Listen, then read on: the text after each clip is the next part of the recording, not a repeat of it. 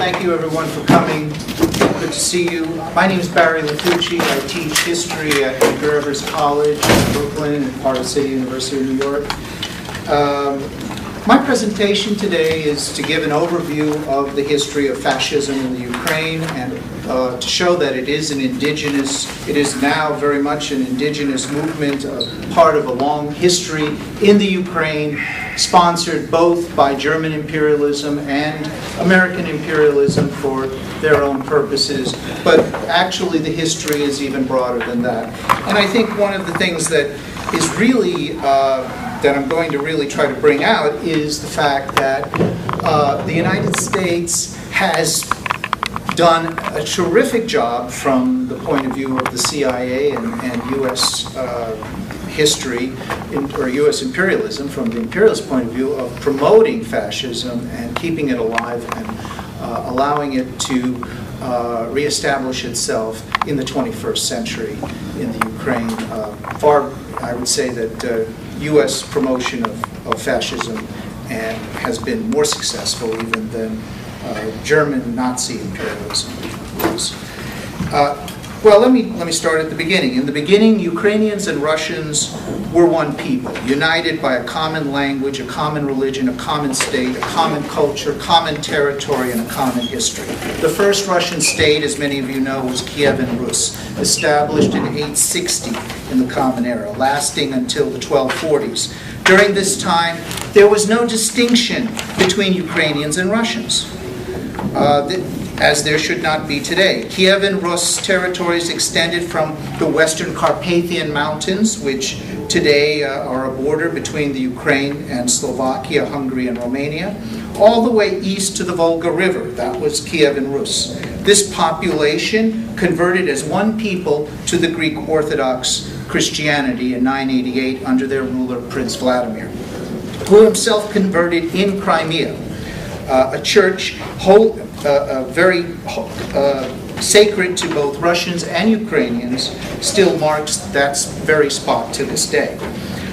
The territories which today are most often associated with extreme Ukrainian nationalism and anti-Russian sentiment, particularly the territory known as Galicia in northwestern Ukraine, and also northern Bukovina, which is just to the south, both in the Carpathians, do not have actually this long anti-Russian history or sentiment as is often claimed. These territories were founded and settled by Russians.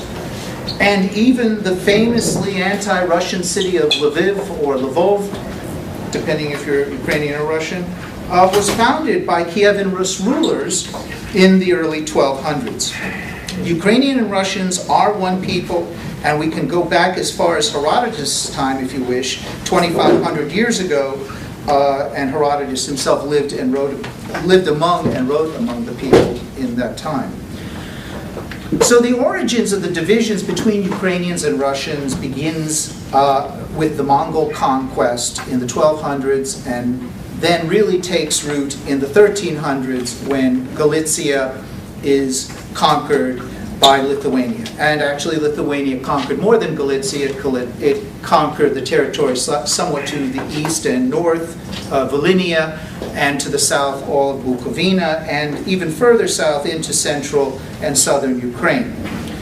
By 1444, though, the Lithuanian monarchy had been taken over by the Polish monarchy because of intermarriage, and Polish kings ruled Galicia until 1772. But it was the Polish land-owning aristocracy that changed things for the Ukrainian population there. They imposed a very brutal form of serfdom, particularly in terms of the use of the corvée, kind of chain gang slave labor. And they also imposed a cultural religious persecution or oppression. The serfdom, so I'll get into that in a moment. Many Ukrainian peasants did flee from this, and they went to the forests or the steppes and joined small societies of free armed men called Cossacks. Cossack is a Turkish word meaning free man. And like in a lot of Slavic languages, there are a lot of Turkish words.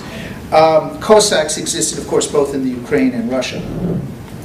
The Polish nobility, in order to tighten their control over the Ukrainian peasantry, created a new church. And this is a very important historical event relating to, later on, to Ukrainian fascism. This church was called the Ukrainian Greek Catholic Church, or the Uniate Church. Well, what it unified, really, was the Ukrainian peasantry with the papacy, as well as with the Polish nobility. This church was established at the infamous Council of Brest in 1596. By forcing conversion to this new church under Catholic control, both the Catholic Church and the Polish nobility extended their control over the Ukrainian population. But this forced conversion, I think, should be seen as a kind of genocide over a once unified people. This religious division is to this day mostly established in Galicia. That's where the Uniate Church is strongest.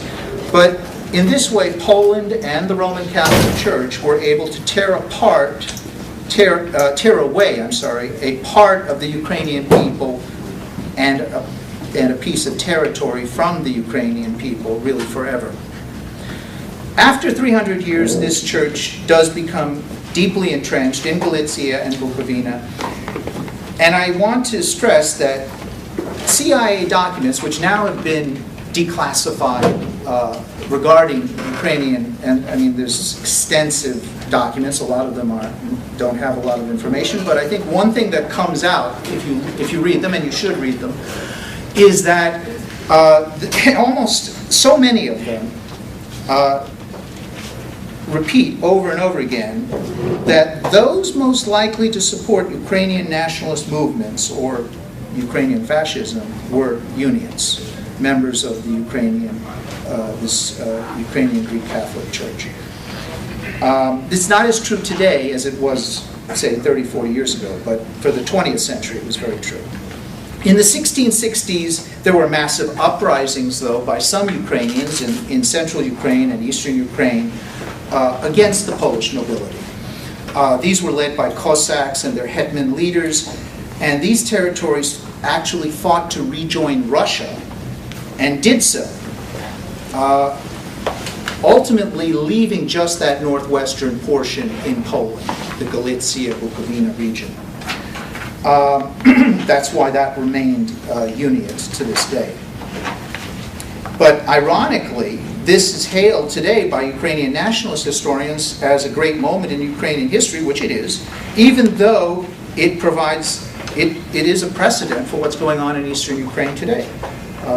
A group of Ukrainians who do not want to be part of this colonialism, which then was in Poland, today of the United States and the West. Poland was finally partitioned and swallowed up by Prussia, Russia, and Austria in the late 1700s. And during the first partition in 1772, Galicia and Bukovina were taken over by Austria, the Austrian Empire.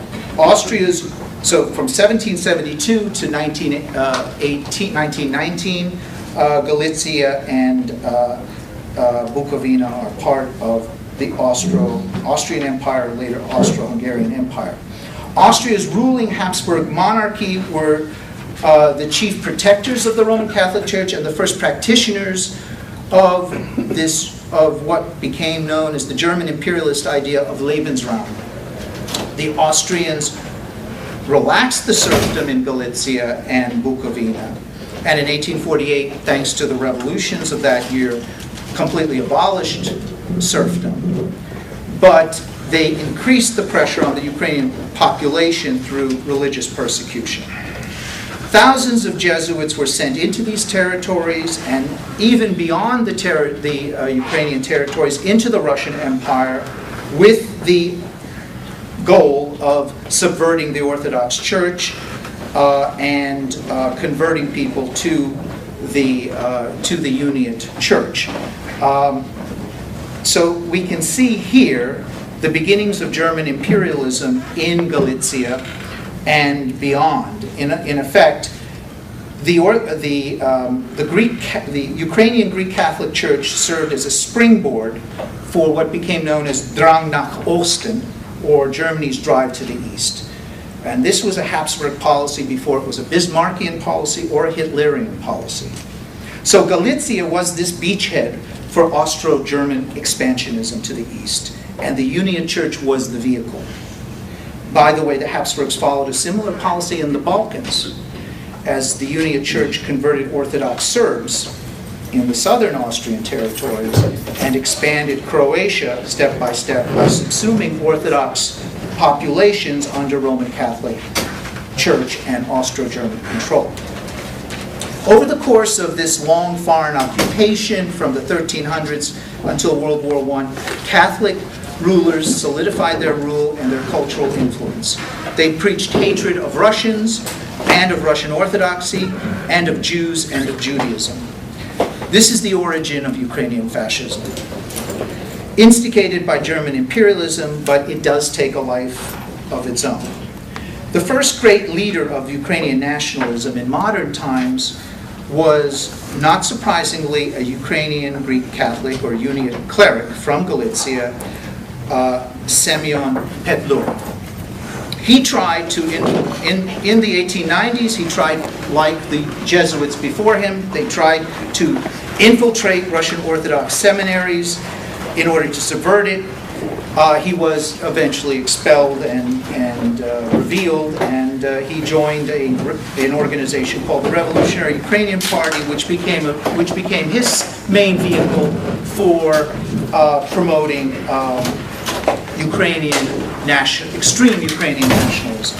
Prior to 1914, though, he was just known as an ultra-nationalist journalist. But the Russian Revolution thrust him into power. He became the military leader of the self-proclaimed Ukrainian Republic, which was declared in November of 1917.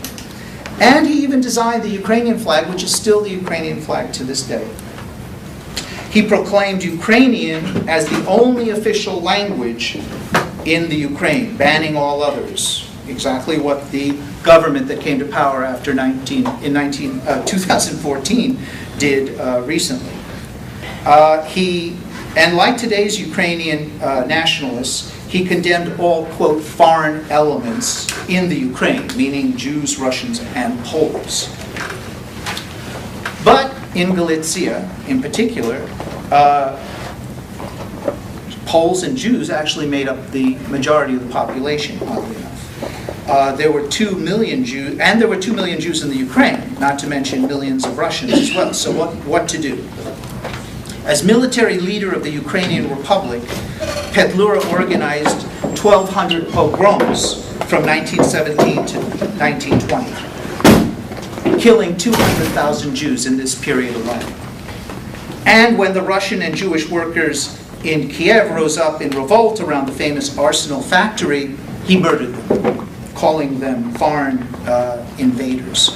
Petlura, so this is the background of today's Ukrainian nationalism. These are the precedents and the heroes of their movement today. Petlura personally led a pogrom in my grandfather's town of Zhashkova in central Ukraine. Most of my grandfather's family, most of my family survived. 2 were shot, but most survived because we were able to purchase our lives. Jews without money were marched to the synagogue and burned alive. And this story was recounted to me by my grandfather's sister 33 years ago. So you're lucky just to get robbed by Petlura. The Germans occupied the Ukraine briefly in 1918 and saw the possibility of using the Ukrainian regime for their own expansionist aspirations, but they lost the war and they had to retreat. The Soviets came back. Petlura's armies retreated into Poland. They made a deal with Pilsudski's government in Poland, and in the Polish-Soviet War of 1920, Pilsudski's armies managed to retake a good portion of the western Ukraine.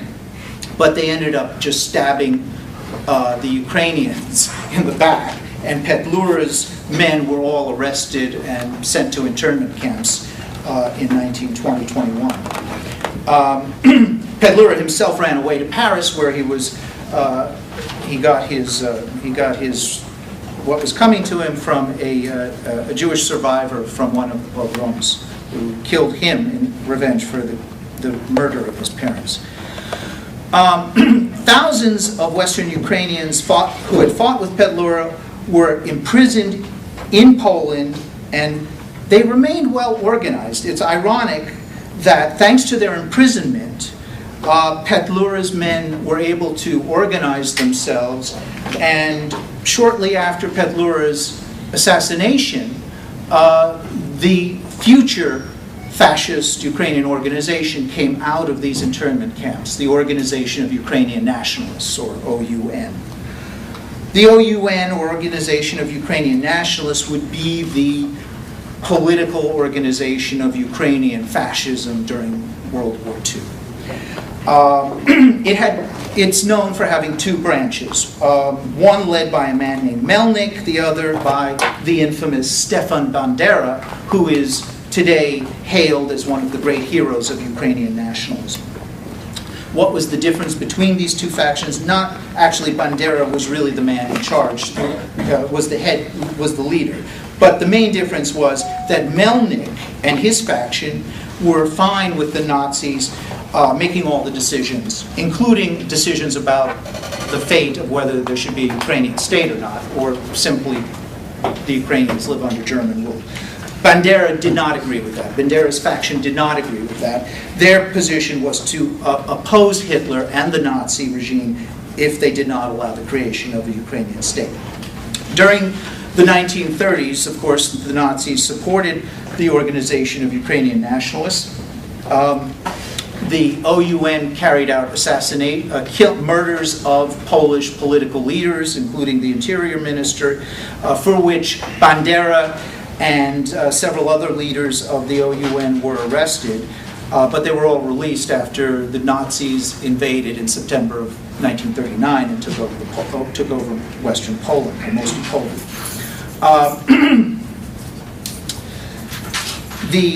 From 1939 to 1941, the OUN was engaged in training and preparation for the invasion and occupation of the Soviet Union, particularly of the Ukrainian territories. I should add that the Soviet Union occupied Galicia, Bukovina, Volhynia between 1939 and 1941.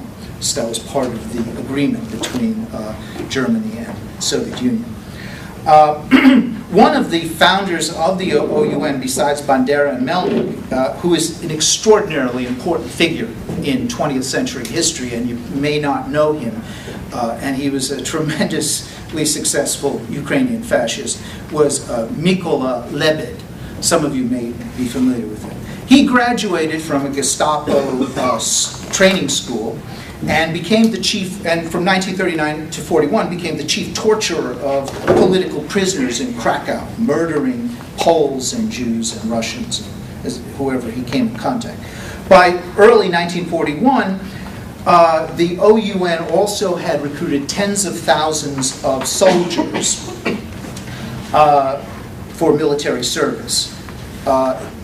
Several thousand of them would form two Ukrainian battalions, the Nachtigal and Roland battalions, who would be in the vanguard of the invasion of Galicia and Western Ukraine. There were thousands of other OUN soldiers who were put into units known as the Nazi Hilfspolizei, or the Nazi auxiliary police. I don't think we should forget about those thousands of OUN soldiers, because their job was to help the Einsatzgruppen carry out the Holocaust in the Soviet Union. So even though they don't get much attention, I think that they're worth paying some attention to, because the Einsatzgruppen tended not to want to kill the women and children. That was left up to the Nazi Hilfspolizei, the Ukrainian auxiliary police. They also a certain number of Ukrainian OUN men were sent to serve as guards in the new death camps in Poland, Auschwitz, Sobibor, Treblinka, and so on and so on. So this OUN played an enormous role in killing millions of people in World War II. And all of the Ukrainian units were always staffed with a retinue of Ukrainian Greek Catholic clergy. This will come up in a moment. The Azov Battalion captured Lviv on June 29, 1941. The next day, Bandera's deputy, Yaroslav Stetsko, announced on radio the independent state of the Ukraine without Nazi approval. He declared Bandera would be the president, Stetsko would be the prime minister. By the way, Stetsko is still hailed today as one of the great figures in Ukrainian history by the Ukrainian nationalists today. I think this is universally agreed upon by Ukrainian nationalists. And Levitt as Minister of the Interior, good job for him. Stetsko then declared in this radio broadcast, quote, "I support the destruction of the Jews and of bringing German methods of exterminating Jewry to Ukraine. Jews, we will lay your heads at Hitler's feet," unquote. Bandera, who we are told who we are told today by the Ukrainian nationalists was just a good Ukrainian patriot, also made the following comments to the media. Quote, "Jews constitute the most faithful support of the ruling Bolshevik regime and the vanguard of Muscovite imperialism in Ukraine." True to their word, the OUN battalions killed 12,000 Jews in just July and August 1941 alone. The Nazis, of course, did not support what the OUN was doing, and so by September, Bandera, Stetsko, and Levitt were arrested and put in a very comfortable apartments in the Sachsenhausen concentration camp. Even though it was a concentration camp, they were allowed to have telephones and communication and come and go, actually. But by 1943, the Germans began to lose the war, and that's when they changed their policies. As they were losing the war, they began to give the OUN more power. So first they created the Ukrainian SS division, the 14th SS Division Galician, and then in 1944, the Nazis said, "Go ahead, take it, take the Ukraine," as the Nazis were retreating. And the OUN, all the OUN leaders were then released in 1944, and they established, instead of the OUN, they replaced that with something called the Supreme Ukrainian Liberation Council, which would exist until the 1990s, by the way. This is the fascist government in exile that the United States and the CIA supported all through, right up until the 1990s. And its army would be called the UPA, or the Ukrainian Insurgent Army. Their first mission, kill 10,000 Poles in Galicia to reduce the numbers. Remember, I told you, in Galicia, Poles and Jews made up the majority of the population. Well, they already took care of the Jews. Now it's time to kill some Poles. In 80 separate operations on just one day, they managed to kill 10,000 Poles. Soviet forces overran the UPA, and along with 250,000 other Galician Ukrainians, Bandera fled to the American and British occupation zones in Germany. They survived. But German imperialism would no longer be their employer. Now it fell to the United States and Britain. In 1998, there's a very interesting history that was commissioned by the CIA, a secret history which was then declassified in 2006, actually, entitled, quote, "Cold War Allies, the origins of CIA relationships with Ukrainian nationals," unquote. The author was Kevin Ruffner. According to this report, the Strategic Service Unit, which was the precursor, it was in between the OSS and the CIA, precursor to the CIA, began to recruit, quote, "espionage agents," unquote, from among Ukrainian fascists immediately after the war ended in 1945. I think this is an important point from the DP camps. The report goes on to say that the this is the CIA talking, not me.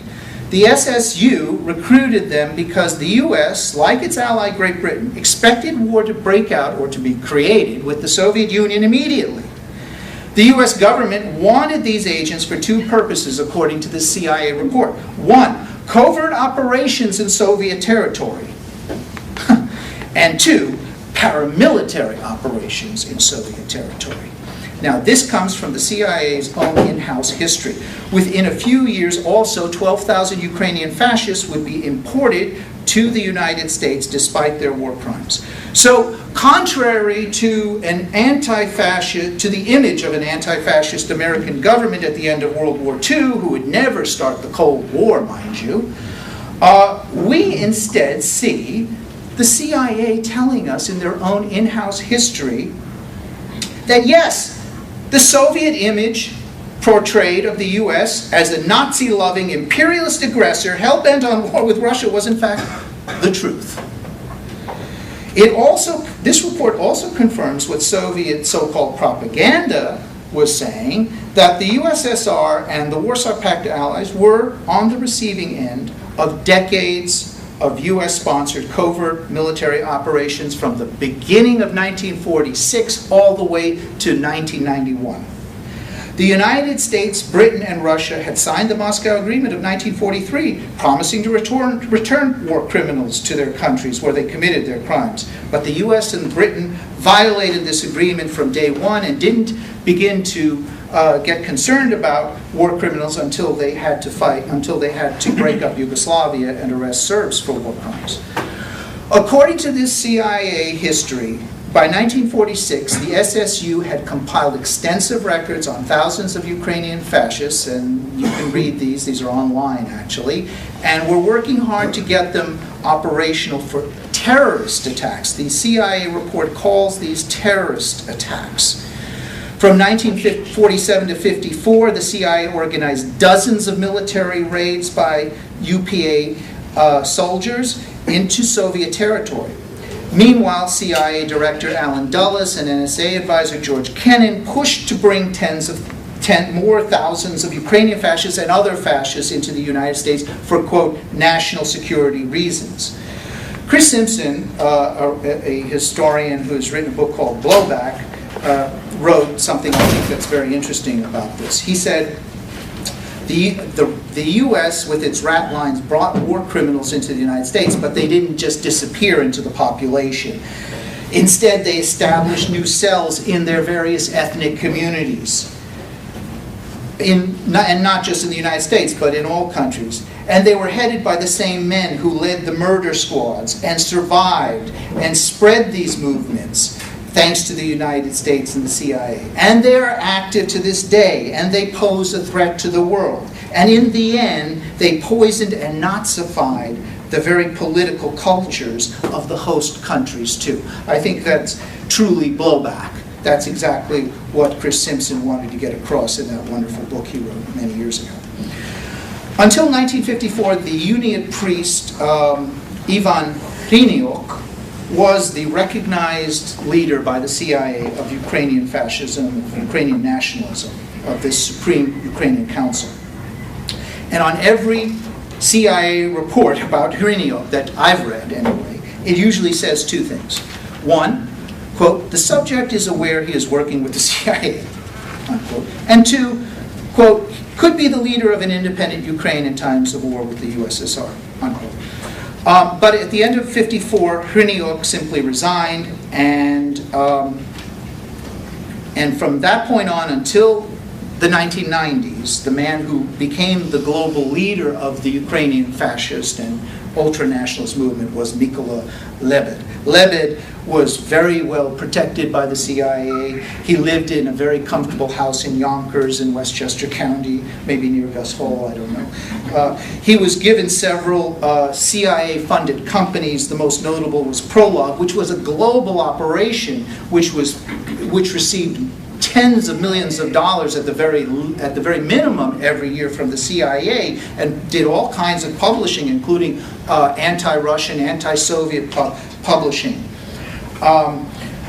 What happened to Bandera and Stetsko? Bandera and Stetsko continued to have their operation based in Munich, and from 47 until 52, they were supported by MI6.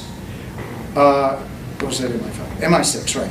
And their operations were continually getting clobbered when they did their ops into the Soviet Union. Of course, the British didn't know at the time. It was Kim Philby who was filling in the Soviets about what was going on.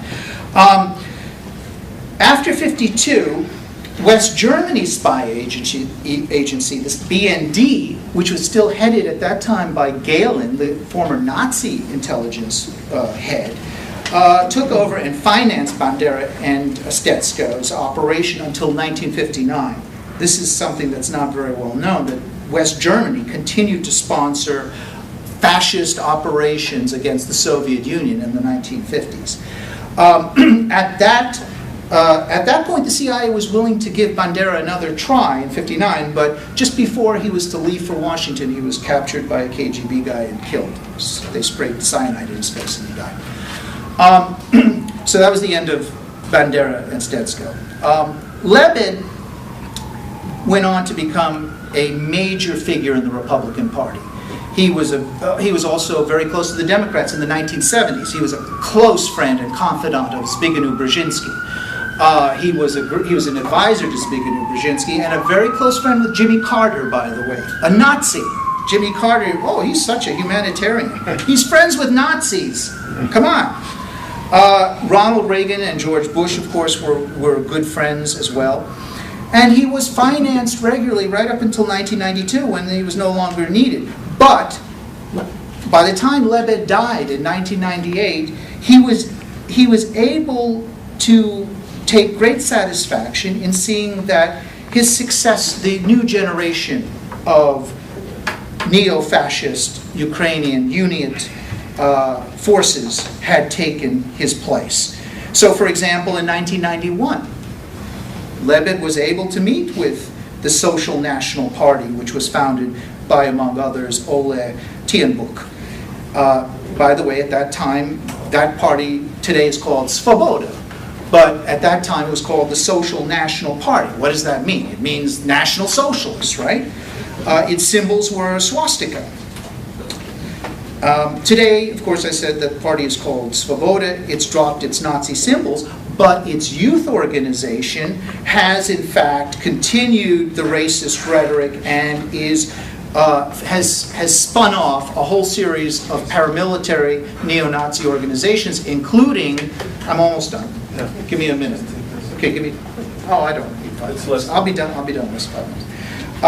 Including the most recent, the most very well-known neo-Nazi battalion, the Azov Battalion, which is therefore actually a spin-off of Svoboda's youth organization, and now is based in Mariupol and is on the front lines fighting against Novaya Russia, against the Eastern Ukrainian and Russian population there. But you know, there's such a proliferation now that have come about in the last 10 years of neo-Nazi or paramilitary groups, youth organizations, that no one, and Svoboda doesn't want. Svoboda is a very dishonest and dangerous organization. I think we can agree. The fact that it pretends to be a mainstream and anti-fascist organization is just not true, based on what we know about all of the spin-offs from this party. Now, of course, Svoboda has lost quite a bit as a result of the recent elections in late 2014. They went from having 37 delegates in the Rada, which was about 11%, to now having only 6. But the reality is that there's so many ultra-nationalist political organizations vying for support in the Ukraine today that there's no one single one that is able to become the center of this movement, which is really an adjunct to the popular face of the Poroshenko regime. So what we have, and then the rest of the last few years is, I don't even have to talk about, perhaps the other speaker will talk about. I mean, we know Victoria Nuland has mentioned, and Ambassador Piat has mentioned that the US and CIA spent $4 billion in helping the Maidan protesters overthrow the last democratically elected president of the Ukraine, Yanukovych. What they have done is they have destroyed any possibility of any kind of workable, democratically elected, unified Ukraine. Humpty Dumpty has fallen, and he's not going to be put back together. And so now the question is, what's next? Partition seems to be the only solution. Thank you very much.